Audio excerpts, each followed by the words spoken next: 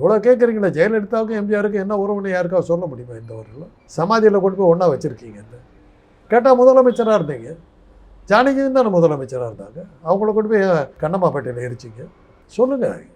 இதெல்லாம் அந்தரங்க வாழ்க்கை, இதெல்லாம் கேள்வி கேட்கக்கூடாது.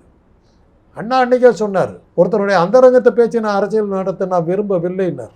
நீ ஆட்சியில் செய்கின்ற தவறுகள், நீ செய்ய தவறிய கடமைகள், அதை சொல்லியே நான் ஜெயிப்பேன். உன்னுடைய அந்தரங்க விஷயம், உன்னுடைய அந்தரங்க ஆபாசங்கிறது எனக்கு தெரியும், அதை பற்றி எனக்கு தேவையில்லைன்னார். அண்ணா ஒரு பெண்ணோட சேர்த்து பேசினாங்க. அந்த அரசியல் எனக்கு உன்னை பற்றி எனக்கு தெரியும், அதெல்லாம் நான் பேச மாட்டேன், அவ்வளோதான்.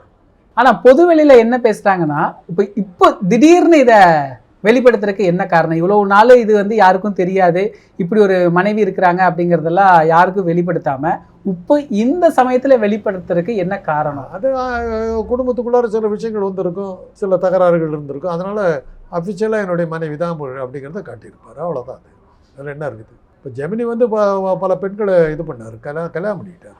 எல்லாத்துக்கும் இப்போ குழந்தைகளை கொடுத்தாரு. அந்த குழந்தைகளை பூராத்தையும் தான் பொறுப்பெடுத்துக்கிட்டார். அவங்க ஜெமினிக்கு பல மனைவிகளுக்கு பிறந்த அத்தனை குழந்தைகளும் ஒன்றா சேர்ந்து ஃபோட்டோ போட்டாங்க, எல்லாத்தையும். அதுதான் ஜெமினி இஸ் எ ஜென்டில்மேன் சொன்னதுக்கு காரணம். அதுதான் தன்னை ஆசைப்பட்டு விரும்பினவங்கள திருமணம் பண்ணி அவங்களுக்கு அங்கீகாரம் கொடுத்தாரு.